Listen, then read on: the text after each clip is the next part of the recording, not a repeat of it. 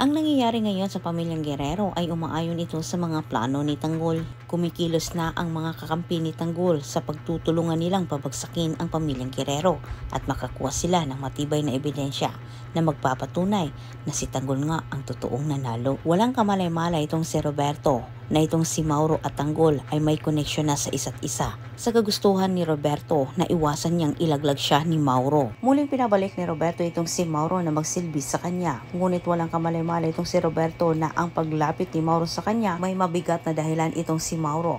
Yun ay tutulungan si Tanggol. Samantala sa kabilang banda, ang buong akala naman ni Rigor ay natuluyan nga niya itong si Tanggol dahil ito ay natumba. Sasamantalain sana ni Rigor ang pagkatumba ni Tanggol para tuluyan ito, pero sa kabutihang palad dumating naman ang mga kampo ni Tanggol at siya'y tinulungan. Sa tulong ng mga kabaro ni Tanggol sa Dimas, sila ay tuluyang nakatakas at nanggagalaiti sa galit itong si Rigor. Sa maraming pagkakataon ay muli namang naisahan nila Tanggol ang kanilang kaawing Rigor. Samantala tilang hindi naligtas sila Tanggol sa lungga ng kanilang pinagtataguan dahil hindi lang si Garcia ang nakakaalam nito kundi pati ang kaibigan ni Garcia. Sinususula nito si Pongkay, ituro umano ang lungga nila Tanggol pinagtataguan, ngunit pinanghahawakan naman ni Pongkay ang kanyang pangako dito kay Tanggol, kaya't siya na ang nakiusap sa kaibigan na hindi nila maaring ituro ang lungga nila Tanggol. Ngunit sa kasamang palad ay hindi rin nila inasahan habang sila ay nag-uusap, may nakarinig din sa kabila. Magandang balita ang itinawag naman ni Mauro dito kay Pongkay. Sinabi ni Mauro na pinabalik na umano siya ni Roberto na magserbisyo. Subalit hindi naman sang-ayon itong si Pongkay sapagkat kilala nila ang pamilyang Guerrero.